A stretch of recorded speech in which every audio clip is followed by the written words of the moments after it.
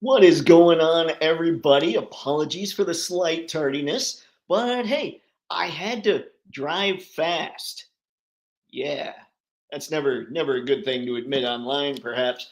Anywho, for tonight's topic, we're going to be talking about all the things that I know about action figure photography. There's plenty I don't know, but the stuff that I do know, I might be able to help you out. And so, what we're going to do is we're going to start with me listing off a lot of the stuff that I have, a lot of the stuff I want to give a shot to, like I want to try out, like a light bar and things like that, that perhaps I don't have. And then we'll be talking about how exactly to do things, how things are set up. I mean, we've already talked about effects. I'll talk about diodes. And as I go through the list of the things that I'm talking about that I'd like or that I have, I'll be talking also about why you would need specific things, what you would do this for, what kind of setup you'd use, X, that kind of thing. So, if you're catching this on the replay, crew, do me a favor and let me know what's the number one thing you want to know about figure photography that maybe isn't just out there, that like you can't learn by a quick search online. I might be able to help you out. So, before we really get cracking, I do have to do this. This is somewhat obligatory because the fact is, we have today and tomorrow. Tomorrow night, January's contest ends. So, tomorrow night, January 31st at 11:59 Pacific Standard Time, tomorrow's Patreon contest, or this month's Patreon contest, is over. So find this picture on the Toypixx Patreon page. Check out all the rules there. And then when you shoot this stuff, if you're in the $5 or greater tier on the Toypixx Patreon after taking the shot, be sure to send it to toypixx@gmail.com. Now, speaking of Patreon, I'm going to be doing a lot more. I touched on some of that before, but now I've had time to think a little bit. If you're on Patreon, you're going to be seeing, first impressions of figures. You're going to be seeing why I set up things a certain way. You might even see a little bit as far as, and when I say why I set up things a certain way, I'm talking about display cases, things like that. And you'll also probably hear some of why I'm setting things up in the studio in the way I am, what all I'm doing outside of Toypixx to help earn Toypixx money before Toypixx is earning itself all kinds of money. And by itself, I mean, I'll be putting in some long nights. But anyway, there's going to be plenty on Patreon at any of the paid tiers to check out. And once I've got things going on YouTube, I'll be sure that that stuff is posted on like channel memberships and things like that on here as well. The one thing that I always want to be aware of and always want to guarantee to all of you is the stuff that's going to be paywalled is not going to have to do with action figure photography. So I want everybody to just be able to get all the action figure photography information you want, all the downloads you need, any kind of anything I talk about when it comes to figure photography. I want to be sure to continue giving that away. I don't think I that's kind of what it's all about. I don't want you to have to pay for that kind of thing. So there you go. That's as far as the shilling is concerned. So now let's go see what's going on with the chat. It's a lively one already. I like it.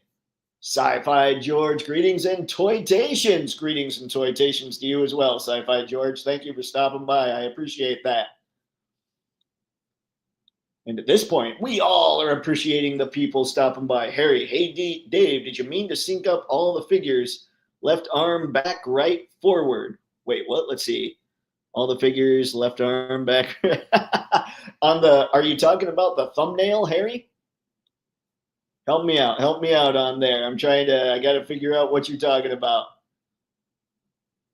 Sometimes I mean to do that. Sometimes it's a total accident. So once I know which picture you're talking about, I'll let you know. Ray, hey Dave, hey Chet. Thank you for stopping in, Ray. Appreciate it, sir. Let's see here. What do you have? Damn, I just got my CT Ben Riley Spider-Man. Crazy good. That's awesome. CT Toys is killing it. I did see something where it looks like they're going to start possibly doing the Batman figures too.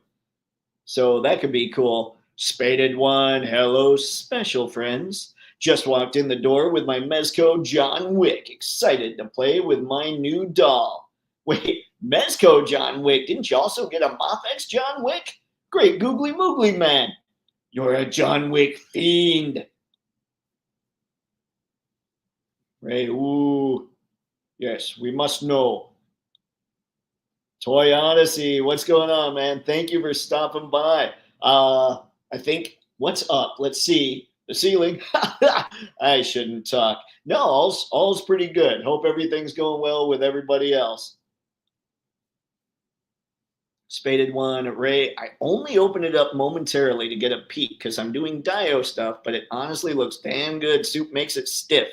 Tons of accessories. That's one thing, man. I love Mofex because of the articulation. But if somebody said to me, no, the best photogenic figure line out there is Mezco, I wouldn't even bat an eye. I'd be like, hey, man, I'm good with that too, just because they've got so much stuff. Harry, yep, the thumbnail. No, I did not, Harry. It just happened that way. Boy. Yeah, I'm a Wick fan. Got my eye on the upcoming hot toy as well. Nice.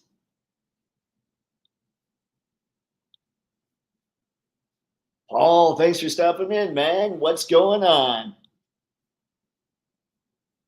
Okay, so here we go. We're pretty much set.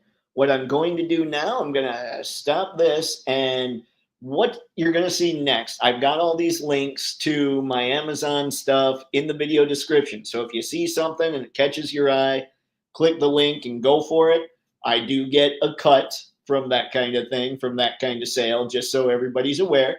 I'm not supposed to put that in there without telling you I get a cut. So, hey, I get a cut if you end up picking any of this up.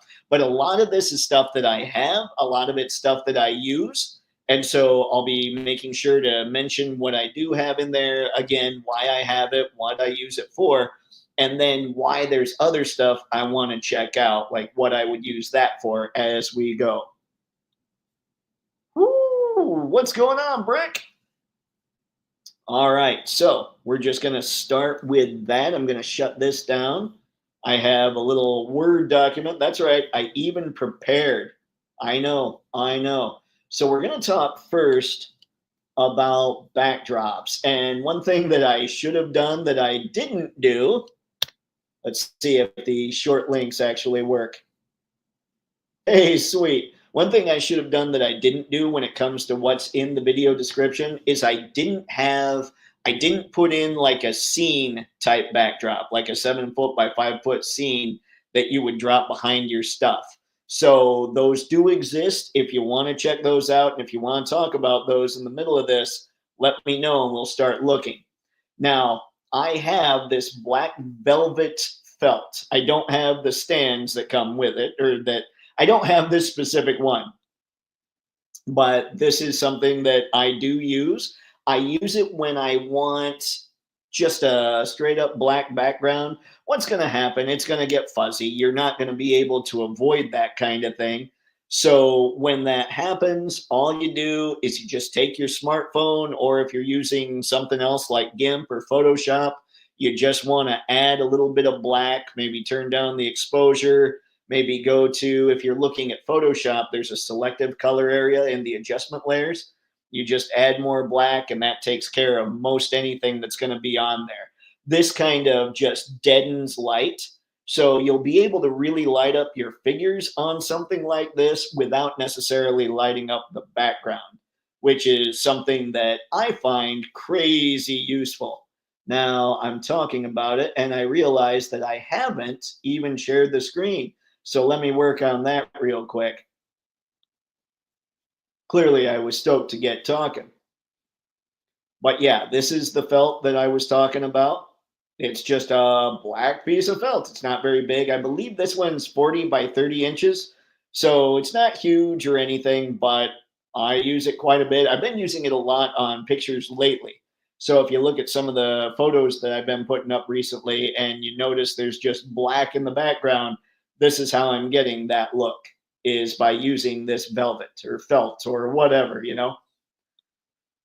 Now, let's keep going here. And like I say, if you guys have any questions as I go, or you want to talk about another kind of backdrop, just let me know. This is pretty simple stuff here. This is just straight up white poster board. You might be thinking, what the crap? If you guys have seen those images that have, say, if you've seen the images that have just a white background, one of the ways that you get that white background is you can set up just poster board behind your stuff. Now, what I would do with the poster board is I would make sure it's big enough. 22 by 28 is going to work fine for most 1/12 scale figures, so that the figure is standing on it and so that it's kind of up. It's against a wall as well, or against something, and you don't want to crease it. You want it to be a nice gentle curve going up.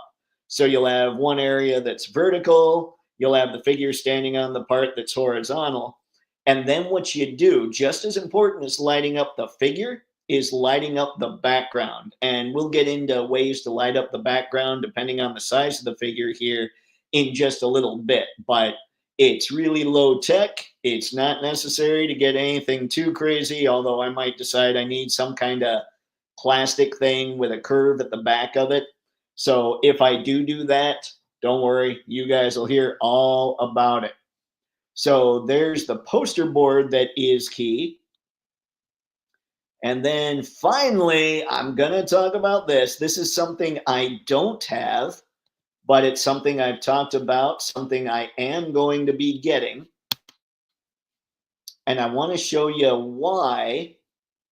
Okay, so we have a 65-inch class 55 ultra high def 4K LED smart TV, blah, blah, blah. Here's the deal with something like this. The reason that I want something like this, I know that people are saying, no, no, Dios.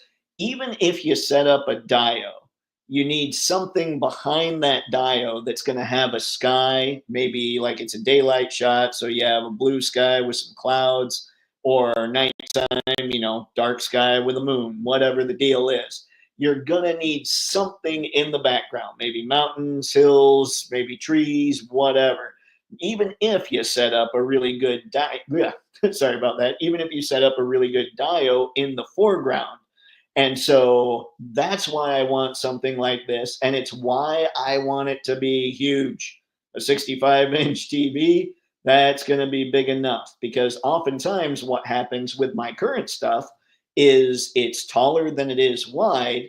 And so I end up having to zoom in more on a figure than I'd like. And I'm not able to really expand a battle scene, for instance. Like, you're not going to see with the setup I have right now, two big groups. Like, you're not going to see G.I. Joe, a bunch of them versus a bunch of Cobra throwing down in my current setup. So that's why something like this is key, as well as dios. You pair them together and it's awesome. So there you go. That's what I've got as far as backdrops. I'm going to head to the chat now. Let's see what we've got. What are the people chatting about here? Oh, good idea, or good deal on that TV. Yeah, and that's something else. Something else to keep in mind about these TVs or these monitors when you're setting them up is you want to make sure they're a smart TV. For instance, I have a lot of my images, they're all over Patreon. I've got them in the cloud backed up. So I could go to any of those websites and pull them up on here. I could put them up via a thumb drive or an external hard drive, whatever, and just leave the image on there.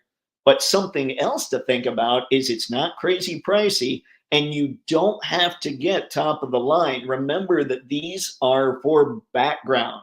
You're going to blur them anyway. So that's what I'm talking about. That's why I think these are a big deal.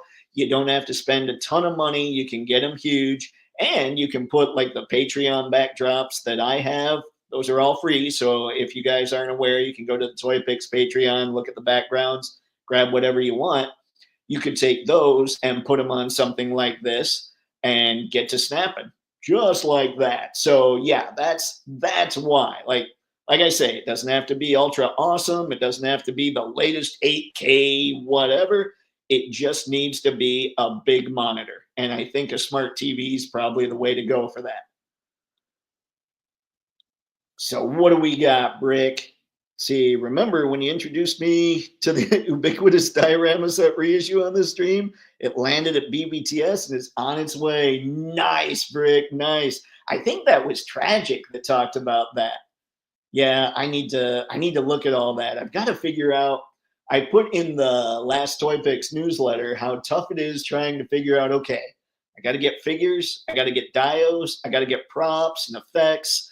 I got to get camera equipment. Now I got to figure out how to set up the office. So I've got to figure out how to split out my money.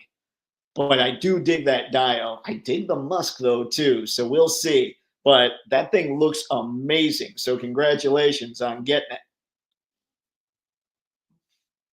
Harry, a large height adjustable standing desk would be handy with that TV setup. It would. It would. Something else that I don't have on here that I think would make a huge difference for a lot of people and a lot of dio makers. In fact, if anybody that's into dio making is listening, I think an area that we're missing when it comes to the dio community is ground.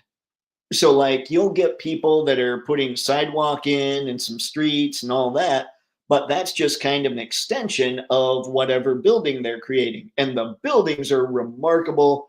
This is not shade at what they're doing. What they're doing is incredible when it comes to the dio makers, but I'm not seeing anybody making stuff for the figures to stand on to bring it out. So something that could happen here, it looks like it's got little tiny stands, so I could put it, say, on the back of a table. And if I do that, I could get a nice thick piece of foam board and build, say, if I wanted a desert scene, for instance, I would have one of the backdrops I have of desert going on in the background. And I would pick up some stuff maybe at a pet store to add a little bit of dimension, some brown kinetic sand, whatever, and build this flooring area that would come out from that display. So now the picture would look a little more key. It would look a little more, the figure would look a little more immersed in the environment. So that's something that I've been thinking about quite a bit.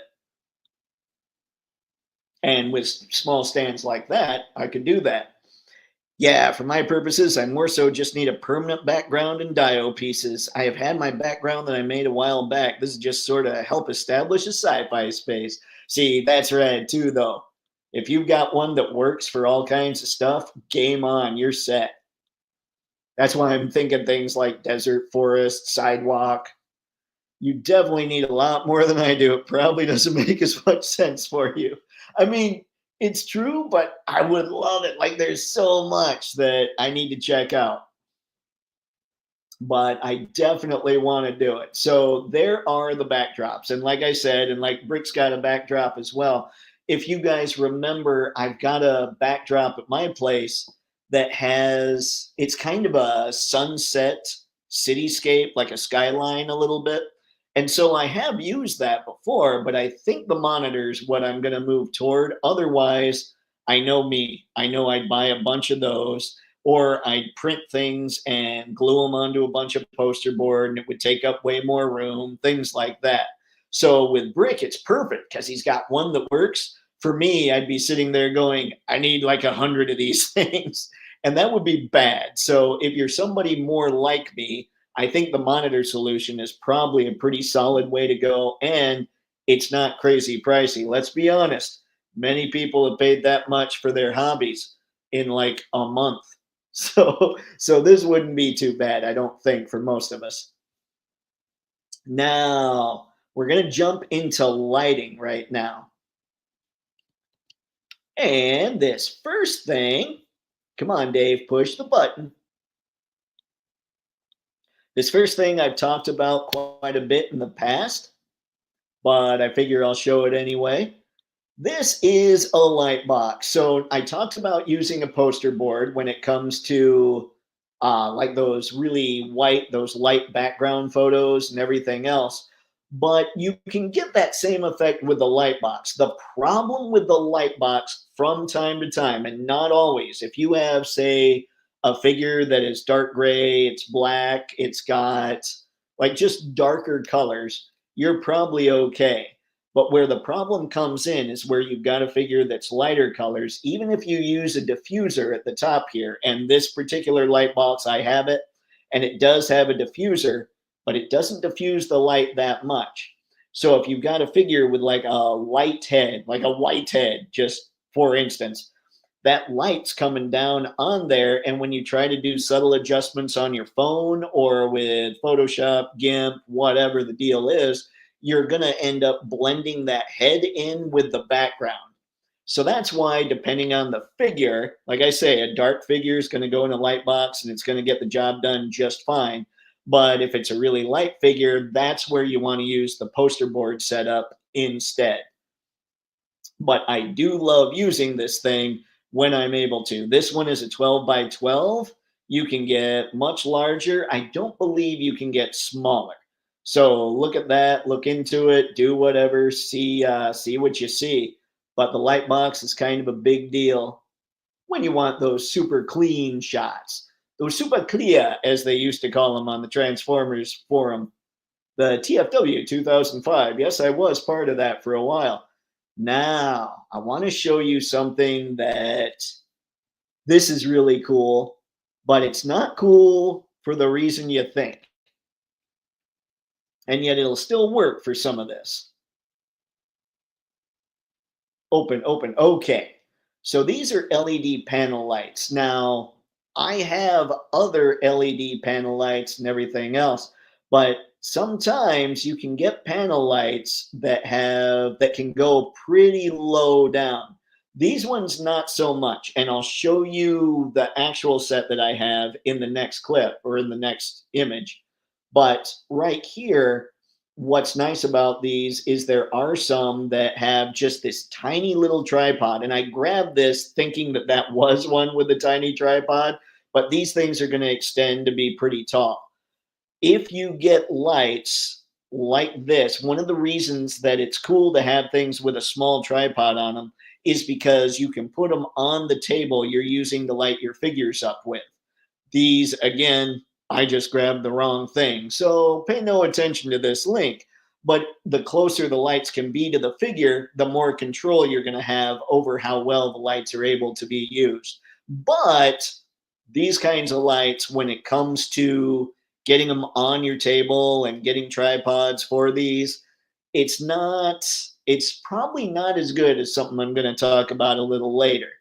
But there are some that, of course, you guys have probably heard me talk about here, or you've probably seen me talk about these, because these are the workhorses when it comes to Toypixx. And even these might be obsolete at this point. So look around, see what you see. These are 3 LED flat panels. You can see here, these telescope quite a bit. Now, what these are good for is where you want kind of an overall hit of lights or color or whatever it is hitting your backdrop. These, obviously, you're not going to be able to stand on your table too easily, depending on the size. Let's say it's the size of a drafting table or drawing table or something. It's not very big, so it's going to be tough to get the control you want with something like this. But if they're the reason they have those really high bipods or tripods, I'm sorry, with the telescoping piece, good Lord, Dave, you can do this, is is so that they can be off the table and you're able to mess with them in that way. You also can remove the LED flat panels from there and you can just stand them anywhere on your table with a little bit of putty. And we'll get into putty a little later on. Putty is one of those super valuable things that not everybody necessarily thinks about when it comes to this stuff. So let's see what we've got here as I'm talking a bit all this. Ray, oh, this is awesome, Dave. It's basically a list of things you can use to get into toy photography. Sweet, Ray. I'm glad you're finding it helpful. Useful, at least. Let's see, does it come with all those gels at the bottom? Yes, it does. This one does come with all those gels. So definitely, if you want to grab that, there's something. Like I said, all these links are in the video description. Yeah, so this one's a big deal. This one's like I've told you in the past, this is the workhorse. This is the big deal for me. Now, this, however, is something that I'm curious about. I was talking about the small tripods that you could use to stand a flat panel up on your table. These I was first introduced to by watching a D-Amazing video. These are just light bars that you can stand up, you can change the color, all this stuff. You could stand this up right next to your figure, which has me completely intrigued. You can see kind of how it works here. It's not that they have to be those rainbow colors and just tons of colors. You can set them up as one color, get any kind of effect you need, light them up however you need to light them up. Obviously, you can get white light as well. So, this is something that I'm looking at, and I'm really thinking about grabbing this. So once I do have this, I'll let you all know how it works. But I think these are going to end up being more valuable if you need a light for the table than the LEDs that I'm talking about with the smaller tripods. I just feel like there's more control here. For one reason, it's because it doesn't have the tripod. So you're not going to have all that extra room taken up at the base that you could use for other things. So yeah, I think these are going to be crazy invaluable. I don't have these yet, but I wanted to make sure and put them down there because I'm definitely going to give them a shot. Photo pun. Now we're going to get into some things. Right now, so far, I've shown you small lights. And one of the things about smaller lights is those are the kinds of lights you're going to use when you do a nighttime setup. Because, like, if you do a shot that is supposed to happen at night, smaller lights, things closer to the size of the figures you're using and all that, that's how you get the good nighttime shots. So you say, you might backlight them if it's supposed to look like the moon's hitting them, for instance, right?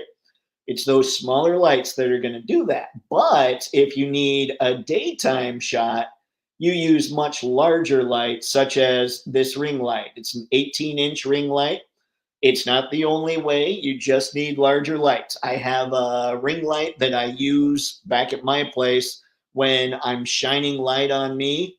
I'm using an 18-inch ring light. It's not the same one as this one, but I mean, it's the same functionality. It has the little stand for your phone and all that. But what I'm talking about right now has to do with really lighting up your figures. These bigger lights are also the lights you would use if you were setting up poster board to get those ultra white light shots or those ultra white backgrounds. So what you would do is you would hit your figure with some of this, but you would also make sure to just nail that back of that poster board with lights like these to really help make them light up. So that's why you would get something like this. And, if you're doing YouTube or videos of any kind, this is helpful in that regard as well. Then we'll go through to another kind you can get for the same purpose. La la la la la. And that would be what they call a softbox. If I linked it correctly, let's see. Come on, buddy. There you go. Something like this. It's got a nice diffuser on it. The ring light also, it's adjustable, so you don't necessarily need it to diffuse, although the piece that's covering the light is kind of a natural diffuser anyway. So this is another kind of light you can use to give your figures the appearance of being shot in daylight. And something else I wanted to bring up, and I'm going to tell you before I forget, when you're using a big backlight such as the monitor that I was talking about earlier, you want your figures away from the monitor so that when you're lighting your figures up, you're not getting the glare on that monitor. That's another reason that I want just a huge one, because the bigger the monitor, the further out I can have the figures away from it and still get the whole shot with background and dio and all that stuff in it. So there you go. This is the kind of light you use to light up a white poster board. It's also the kind of light you would use, or the ring light. They're also the kinds of lights you would use to simulate daytime when you're shooting your action figures. Now, let's see how we're doing in the chat. Mirage, what's up, man? I mainly take my pics outdoors, so I don't really need these, but good to know regardless. Yep. I appreciate that, Mirage. That's something else, guys. Now, because of where I am, because I'm in an office, because I'm leasing a space and all that, and because, frankly, I like keeping my figures inside because of, I'm cognizant about the UV, I guess. It's more important to keep my figures protected from the rays of the sun than it is to keep me protected from the rays of the sun. Give me a break. I'm in Michigan. The sun never shines here. So, anyway, what I'm getting at is if you're trying to learn how to do effects with outdoor photography and things like that, one suggestion that I have is just take a reflector with you. It'll help you control the light a little more. But also, I would say be sure to check out Sir Dork on YouTube because his stuff outdoors is insane. He's able to light up firecrackers, he's able to do all kinds of cool stuff.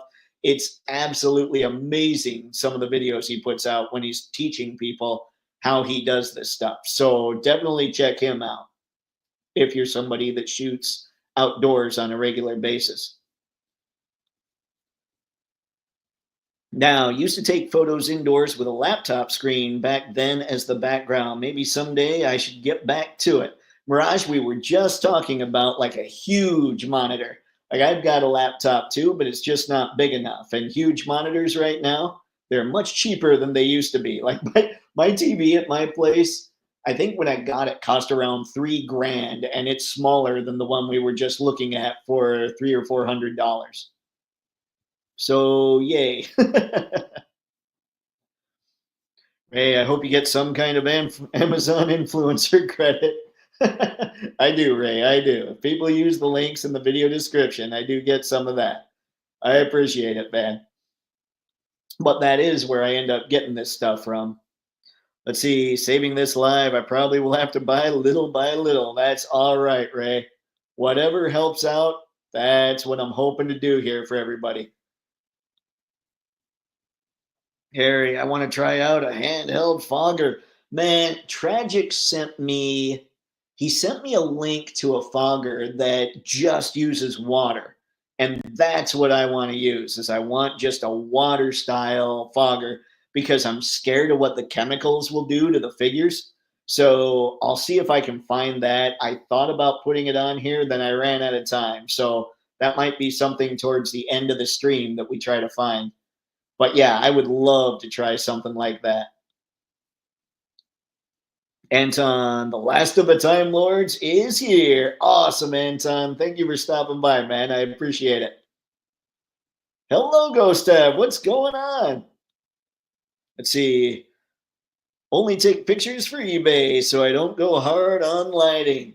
This is, ooh, you know what, Ghost Tab? So eBay and Amazon and all of them, you'll get your best kind of shots, your best product shots if you use some really white background. So if you have, say, a white poster board and you hit it with some big lights to really make it as white as you can in the background, and then hit whatever you're shooting to sell separately, it probably will help out a little bit because it's going to make for a really super clear photo. And super clear photos do sell. Problem is that I don't have space for a new monitor. Heck, right next to me is two broken TV monitors. Man, that sucks. Fix the monitors, man. I'm kidding. I don't even know what it would take to fix a monitor. Will we be looking at action figures as well? Anton, I'll tell you what, once we get to the end of this and I'm done explaining what I've got to talk about here, let's just see where the chat takes us. All right. So that's what we've got now. Something else that I brought up in the past that you guys have heard me talk a lot about. You'll notice that this is kind of broken down into sections. We're in the lighting section right now. And this is something that I consider belonging to the lighting section, and it is a reflector. I was just talking about if you shoot outdoors, taking a reflector with you, you can see that this thing's not crazy pricey, $13.09. And what it does is you see this white piece in the front here, that's kind of solid. So what happens is you have all these separate pieces. They're basically two separate pieces that wrap, or one separate piece, I'm sorry, that wraps around this diffuser, which gives it a little bit of weight so it can stand. And then you can shine either this white on things, like light will bounce off the white, which will help kind of get a fill light going for your figures. Then you've got this kind of aluminum foil look, so that'll help add shine. You'll get a little gold shine with this one. Black, if you don't want a lot of light hitting your figure, you might bounce it into the black filter here because, or I'm sorry, the black reflector, because it'll just kill the light. Nothing will bounce back in. I will tell you, I almost never use the black one. And so reflectors, they're great to use as fill lights. And something I forgot to bring up, the 3-light setup. You basically have a key light, which is your main light that's highlighting whatever you really want to highlight. Then you have your backlight, which backlighting is generally used to try and separate whatever from the background. And then you have the fill light, because with those two lights, you're going to cast shadow, or one side of something is going to be good and dark, a figure in this instance. So then you use something like a reflector or another panel, any of that stuff, and you angle it so that you can fill in where a lot of that darkness is hitting. So that's what we're at there for the reflector. It's kind of a big deal. Let's see, I lost the audio, can't hear anything. Oh no, is anybody else having trouble with audio? Help me out, gang, help me out, let me know. Well, don't know why.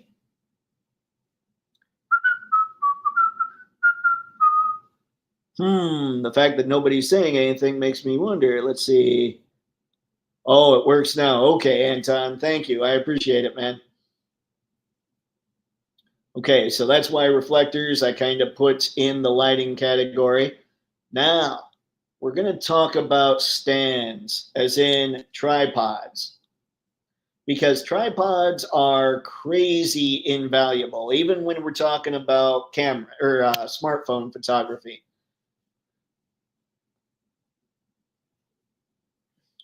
All right.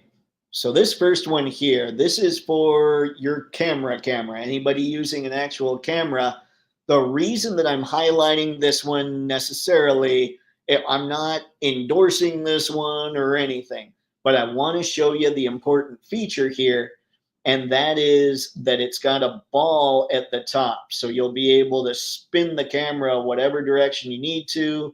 You'll be able to get subtle positioning going. One of the tripod I'm using right now does not have that ball at the top. It's kind of like a Marvel Legend, man. You want the ball, but you're just getting the twist. But because it doesn't have that, I can't angle the camera certain ways without turning around the tripod. So you definitely want the little ball angler there. And let me go through the pictures here so you can kind of see what's going on with this guy. Lightweight but sturdy. Now you see here where it's angling ever so slightly. Look on the bottom there. Look at that second image. That's what a ball will allow you to do. And then you can also make it so it shoots vertically. You can make it so you're shooting directly down on something. This is a pretty sweet tripod. I mean, like I say, I've never tried this brand. I've never had a tripod like this. I just know that you want the ball at the top there, because that's going to help you out immeasurably. So if you have a camera, this is the kind of tripod to use, I would say. You might be able to find cheaper options. I'm sure there's pricier options. That's something else about photography. It gets crazy pricey if you're not careful. Now this, I am putting in, and I put it in the description and even put don't get. And I'll explain why. Okay, I got this tripod, but here's the thing.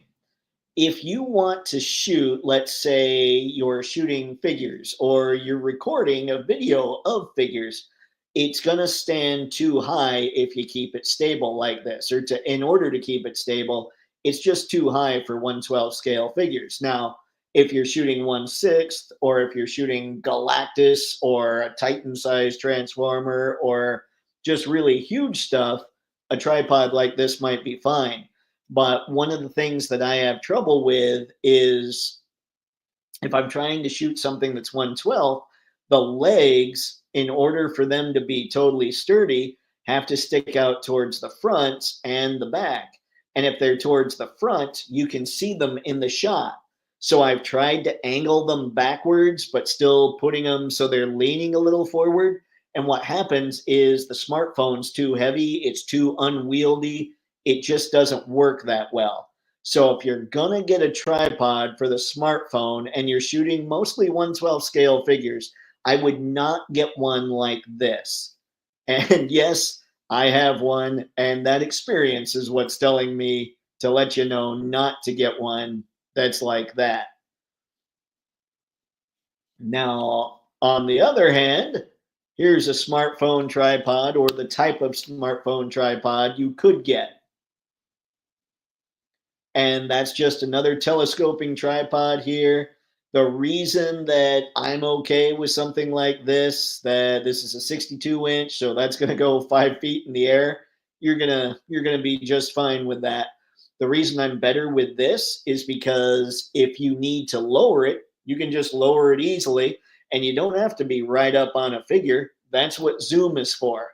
So if I had it to do over again, I would get a tripod like this. And I think the last tripod we looked at was 13 and some dollars. This one's 15 and some dollars. So if I'm going to recommend one, I don't have this brand and I haven't tried a tripod like this.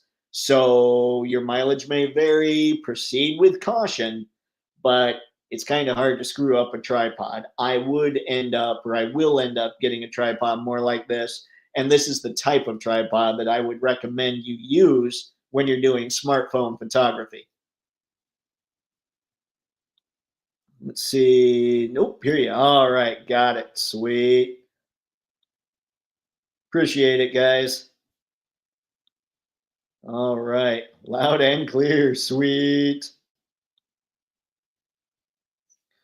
Raj, I heard stands, and my current JoJo brain rot made me think of JoJo stands. You got me. I don't know what to do with that. Oh dear. All right. JoJo's Bizarre Adventure. Love it. Now I did think JoJo's Bizarre Adventure, but I don't know what JoJo's stands are. Harry, a tripod with a level guide on it is nice. Oh, see, now you're getting fancy, Harry. I've never tried anything with a level guide before. That could be fun. All right, so there's the stands we're talking about, the tripods, all that. Now, here's a couple other things. I've got three more things to go through here, and then we'll take questions. You guys feel free to ask how to get some kind of effect or shot or any of that stuff. And we'll talk about whatever having to do with figure photography. And if we run out of that, we'll just talk about figures. This, my friends, is copper wire. And I should have brought some of this downstairs for you to see. The reason I use copper wire is because I can form it and I can use it as a stand for my figures. So if we've got, say, Superman flying through the air, I use copper wire. I build a little makeshift stand. I can shape it however I need to make it look right, to make it so it's out of the way. That's another little tip when it comes to figure photography, is make sure that whatever angle you're shooting the figure at, make sure that the wire, stands, all that stuff isn't in front of that figure anywhere. Because even if you're using Photoshop, that's a pain in the butt to clean up. So what I would use this kind of thing for, I would set up, again, let's say Superman flying, I'd set them up on this copper wire stand that I just fabricate, and they're great because they're malleable. You can just keep using the same ones all the time. And I would take the picture using either the smartphone or the camera on a tripod because you're going to need to take two pictures. And then I would remove Superman and the wire and take the picture again, leaving the tripod and smartphone where it was, leaving the settings the same. And then I'd throw those images in Photoshop and I would mask the copper wire out so that it just looks like Superman's flying without any kind of help. So I find things like copper wire crazy helpful, to be honest. And then two more things right here. We have, and I talked about this earlier in the stream, we have cheap stuff, and I wouldn't worry about Amazon necessarily for some of this stuff at all. You can go to Walmart or Target and get this. This is just straight up putty. And you'll find you can use putty when it comes to helping figures run if you can't quite get it balanced just right. Now, the putty is a lot like the copper wire. Make sure that it's behind the figure so that you don't have to Photoshop. So that if it's in front of the figure, it's a pain in the butt to Photoshop.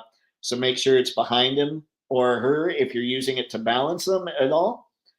And there you go with that. There's also a million different uses for the putty. Sometimes the figure's heavy and I try to shape the copper wire and I can't quite get it to stand without the figure tipping over. So I'll use the putty to stick the copper wire to the ground. Like putty is just a good thing to have when it comes to this stuff.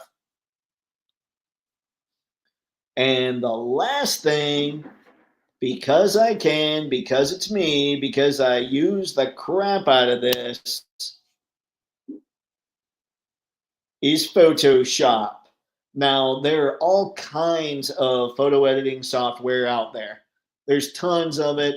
This is basically $21 a month. So if you don't want to spend $21 a month, you're good. There's GIMP out there, which, from what I understand, has pretty much the same functionality as Photoshop. It's just I don't know how to use it. I grew up and went to school doing Photoshop. So it's still just what I'm used to. So that's where I'm at. But you have GIMP. If you're doing simple color adjustments, there are tons of apps for your phone that you can just use those for. Because if I'm being honest, I love the color adjustments feature in Photoshop, and I don't see me ever deciding I want to try something more so than Photoshop, although I know I need to try some stuff so I can help you guys with it. But my default will always be Photoshop, and I love adjustment layers. That said, I can make a lot of those adjustments using, I can't even remember, Snapseed. I think I've got PixArt on there, whatever. I've got a few that I mess with from time to time just to see what's up. So there you go. I would have been remiss to not at least throw in Photoshop just because I use it all the time. I use it for color adjustments. Sometimes I use it for effects. In fact, hold on. I want to show you guys now, and you can probably do this on several programs, but this was the last thing I was going to talk about as far as the stuff that I use. So now we can open it up. Ask me about effects. I mean, we're talking effects when it comes to the smoke effect. I know Kyrus brought up that he got that recently. We've talked a lot about SHF's effects, which is that smoke effect. We've talked a lot about hot glue effects. You guys were teaching me about that kind of stuff. Things to just help make the things a little more realistic. And using smaller lights are also helpful. I found some lights on Amazon that are like about a half an inch long, which is insane. But I thought I'd show you something real cool here on Photoshop. And I don't know, again, like if if any of you even have it or if you want to try this or whatever. But I'm going to show it anyway because it's kind of crazy what it can do. I just need, what is happening right now? All right, here we go. And yes, I know that the screen's not up. Don't worry. I'll put the screen up here in a sec.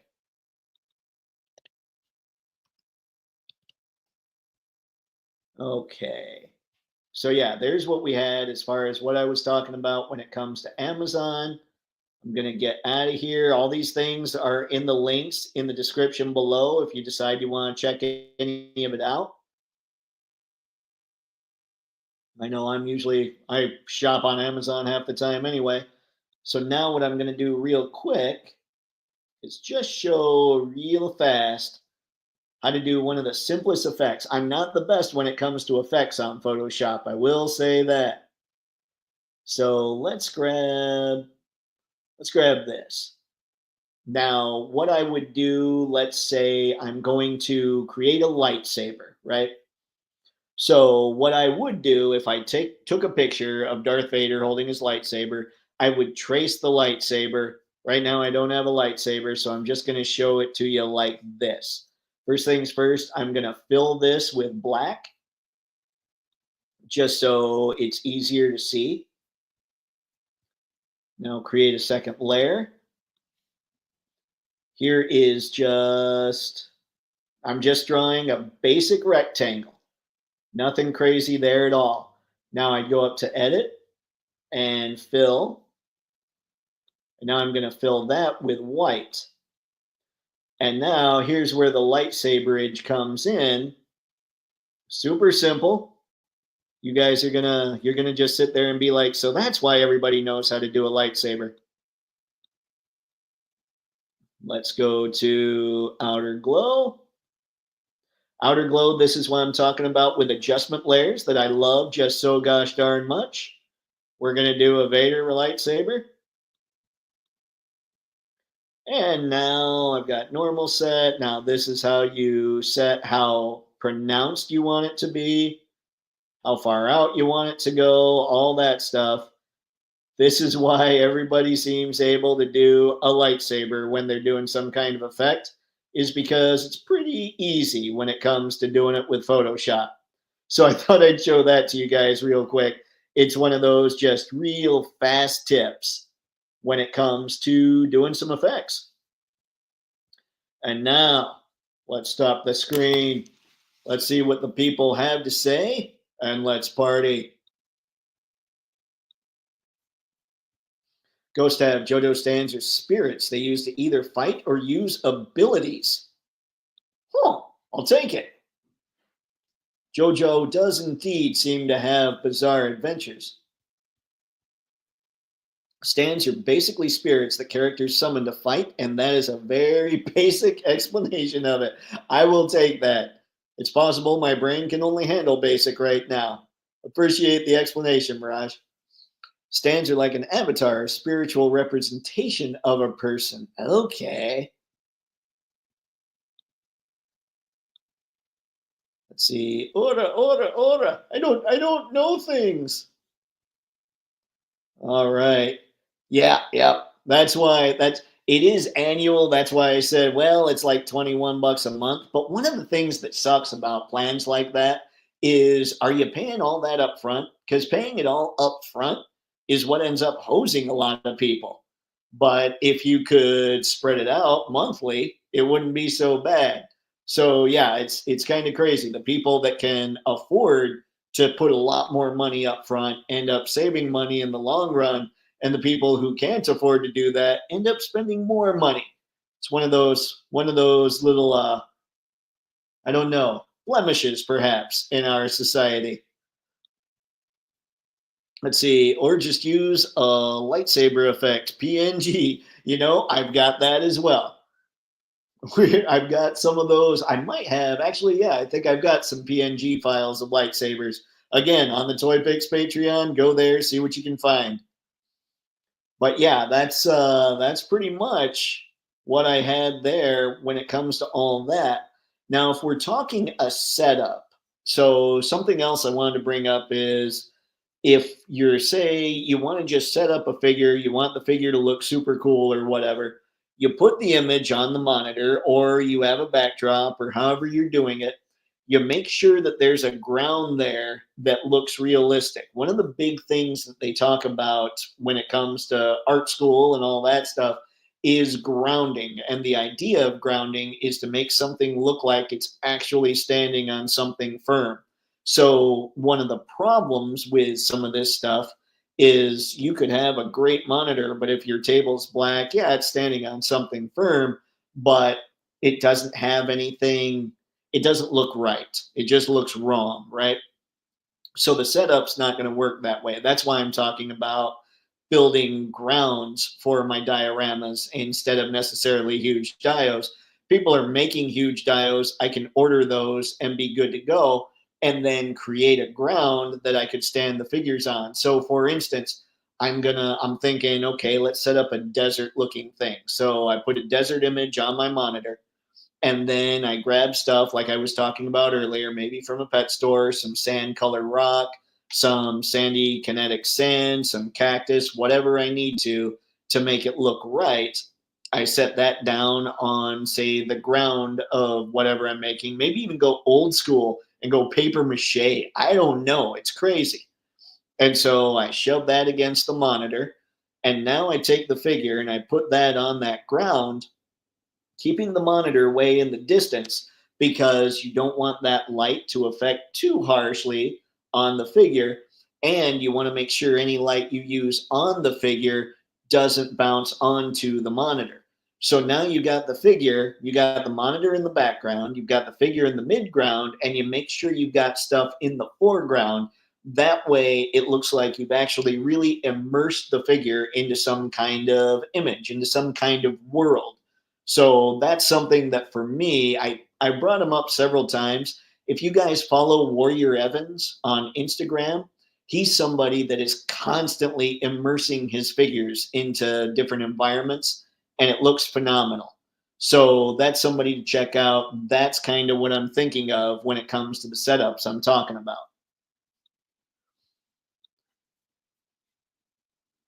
Mirage. Hence why some of my photos don't show the legs, only the waist up. People sometimes have no idea how much we have to hide things in photos. Yep, you were 1000% correct, Mirage. That's one of the tricks to the whole deal. Is if you do have, think about that next time you guys are looking at these pics, guys. Anytime you see one of my shots or anytime you see anybody's shot, you have to sit there and think to yourself, now, did he do a close up because he didn't have anything to put in the background? Or did he go from the waist up because he wasn't standing on something? Now you'll think about that kind of stuff a little differently.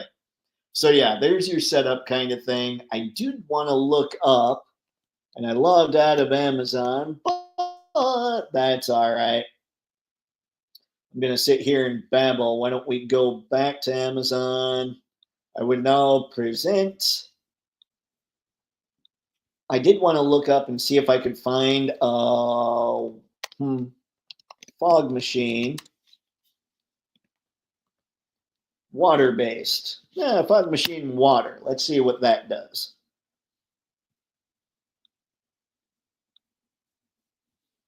Because again, I don't like the whole chemical on all kinds of stuff, you know? Let's see. Okay, I usually skip the lights part. Let's see. Smoke machine. Smoke's not going to work. Extreme high density fog juice. Guys, if you're thirsty, there's now fog juice. I would watch out for fog juice. Let's see. Mini smoke machine with wireless remote control. Auto mode. Portable. All right, let's just click on this and see what it says is used for the fogging or the smoke. I am nervous about chemical with this stuff. Let's see, equipped with an auto button that will automatically spray smoke. Yeah, never mind. I don't want smoke. Again, I mean, you guys have seen the images of the office, or some of you have that were on the last live stream. I don't have the room to smoke that place up all that much. Fog machine. Mist maker, fogger, water fountain. Wait a second. Mist maker. Let's see what this does. I thought it would be fun to find. $100. I think the one Tragic sent me was like 11 or $12. Let's see. The ultrasonic mist maker fogger has 12 spray device. I can't keep reading in that voice. In case of water shortage, the protection switch. Okay. Sorry, I feel like I'm shopping while I'm talking to you guys right now. See, obviously, this isn't, you know what? I'm not spending $100 on a mist maker. So we'll get out of here anyway. But the idea here is I want to find something that just does water based. I don't want to worry about something, some chemical getting on stuff and all that. So I will take some time to see if I can find something. And in the next live stream, I'll be sure to bring it up to you guys. Mirage, cropping is a powerful tool in the right hands, especially. These are facts, Mirage, for sure, man. Cropping is, it's kind of amazing. It's kind of a superpower if you do it right. Mr. Matson, did you see my chuckles blowing up Cobra Island or Shipwreck drinking in a hammock? Those are two of my favorite monitor shots. I did not, Mr. Matson. I will look for those after the stream. Chuckles blowing up Cobra Island. That sounds like a Chuckles thing to do. I imagine fog juice is just like dragon's breath, but instead of the usual smoke that comes out of your mouth, it's in every color of the rainbow. That would be like that's and that, kids, is how they recorded Skittles commercials. Sci-fi Dave is a pacifist. He wants no smoke. No, I want to breathe. Like, can you imagine? So it's an enclosed area. Like, I don't even have windows. Like, I couldn't open windows. The only way that I could let the stuff outside of my office is if I opened the door into the hall and let it affect all the other offices in the area. So I'm like, oh no, no. I mean, I've got to have vents in there. I probably should have looked for that. But hey, there's other stuff I need to check out first. Uncarded reviews. I appreciate it, man. Thank you. Hopefully, everybody is finding this stuff useful. It's driving me crazy that I can't find that smoke machine. What, you know what's going to end up happening? I'm going to go back and find that message from Tragic, and I'm just going to find it and post it all over social media and say, guys, this is the one. Ooh, look, a huge thing of fog juice. I mean, not that we get it, but I just enjoy that we're looking at a huge bottle that says fog juice. So yeah, we have pretty much everything that I was thinking of talking about. Unless somebody has anything else to go with, let me know.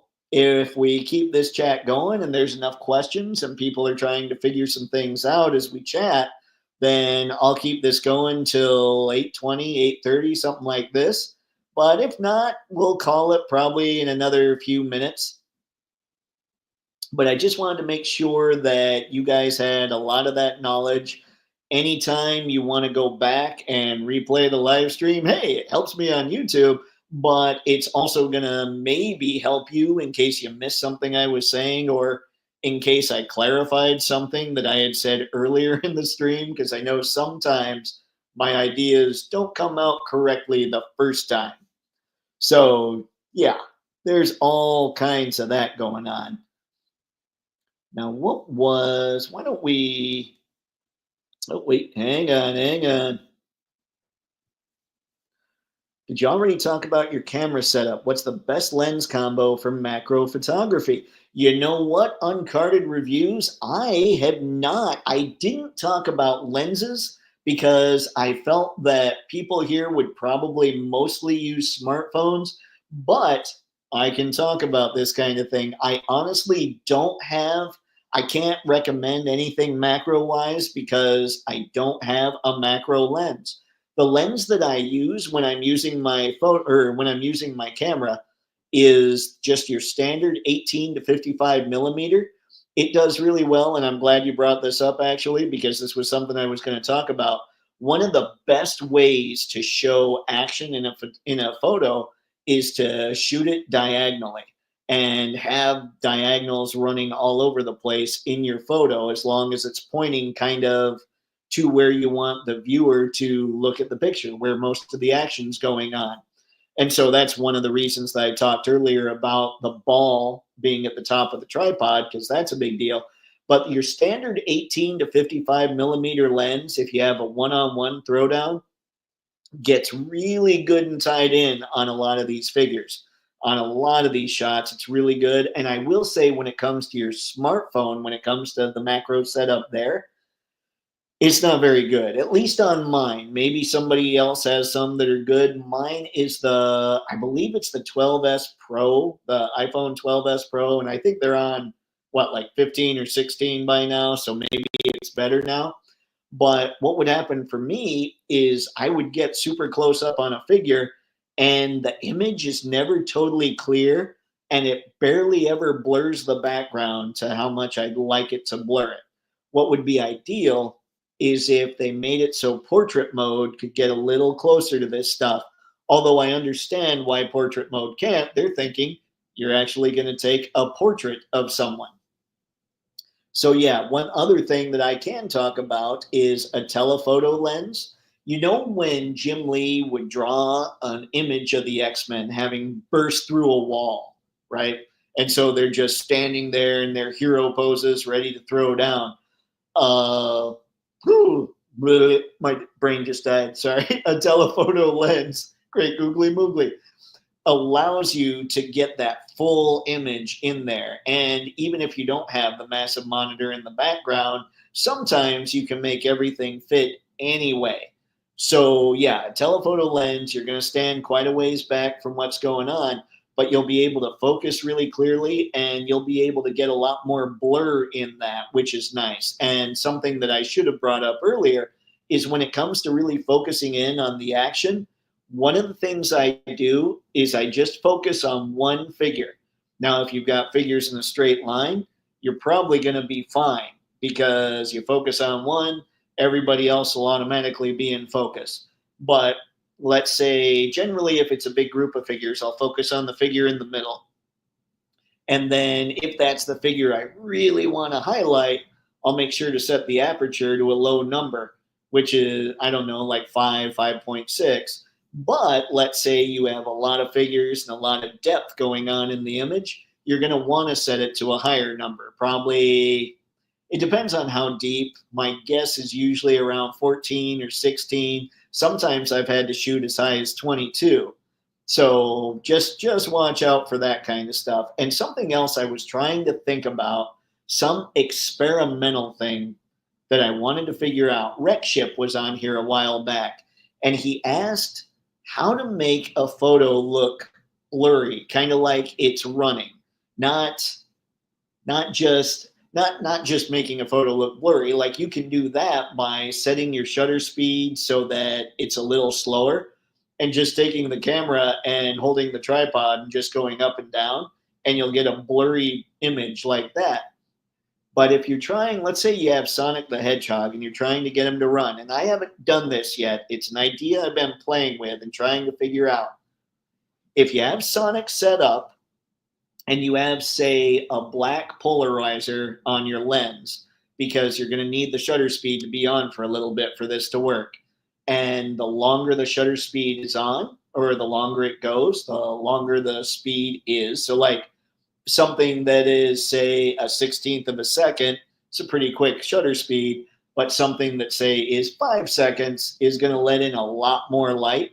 So that's why you want kind of a polarizer on your lens, so that it'll darken everything.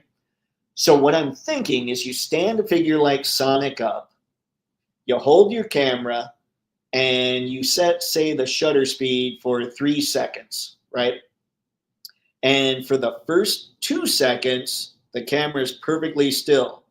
And then once you get to that third second, like right after 2 seconds, you turn the camera as fast as you can and see if you can get a blur effect that way. And the reason that you stay on Sonic or whoever for those 2 seconds is to make sure it's clear what you're shooting, like what the front of the person that's running looks like, what the person actually looks like, right? But it's going to mess with the angle a little bit when you do that. So I'm just playing with ideas. So if anybody wants to try it and tag me, let me know if it worked. Because frankly, I need to pick up a polarizer. Rick, I got the Ulanzi fog machine. Love it. Uses veggie glycerin and propylene glycol. There's no basis to believe that either will have impact on plastic. Really? Rick, that's awesome. I like it. I appreciate it, sir. Thank you for sharing that. I might have to check that one out, at least in microscopic amounts. Got it. Okay, uncarded reviews. Do you use a polarizing filter when taking pictures against a monitor image background? I keep getting lines in the background from the monitor refresh rate. You know what?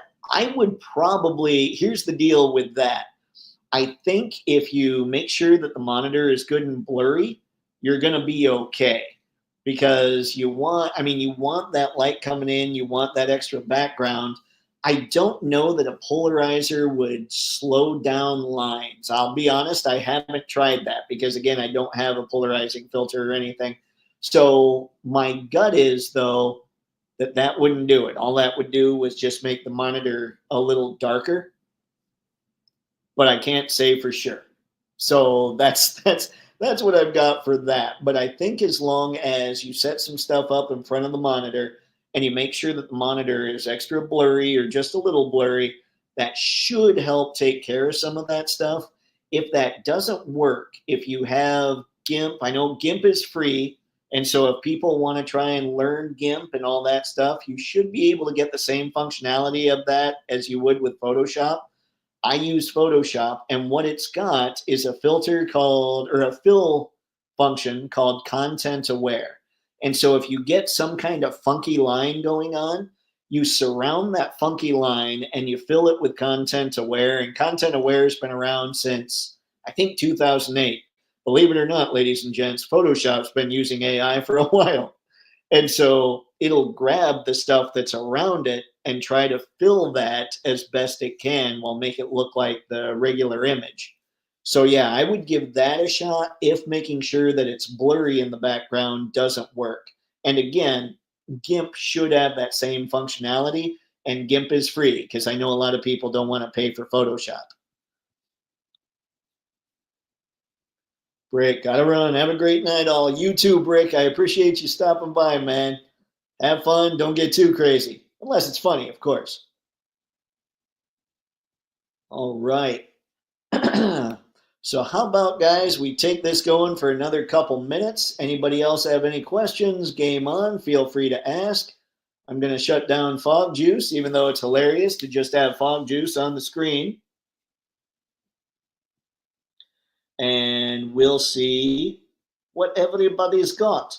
But remember, I mean, if you guys are kind of starting out with your photography, it might honestly make sense to save this for, I mean, put this somewhere so that you can come back and reference it for some of that stuff that I talked about earlier that you might want, only because that's going to make your lives a whole lot easier.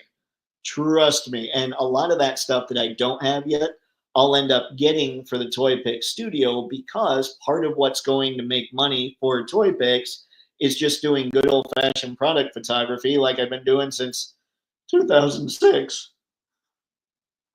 But I've never had my own office. So now I can market the crap to people all over the country, all over the world, and say, hey, if you want to pay the shipping and send me this stuff, I'll take pictures for whatever and get it back to you.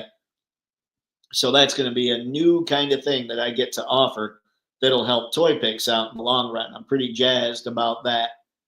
Jazz! Yeah, that's right. I said jazz.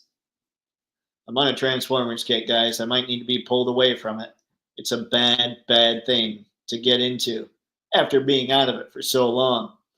Anyway, ladies and gentlemen, that is what I have for this fine evening. I want to thank everybody for stopping by, taking your valuable time, and checking out tonight's live stream. It's been an absolute blast. I hope you all got something out of it. And if you didn't, well, hey, I'll make sure you get something out of it next time. Good stream, Dave. I'm saving this. Awesome, Ray. I appreciate it, man. You bet.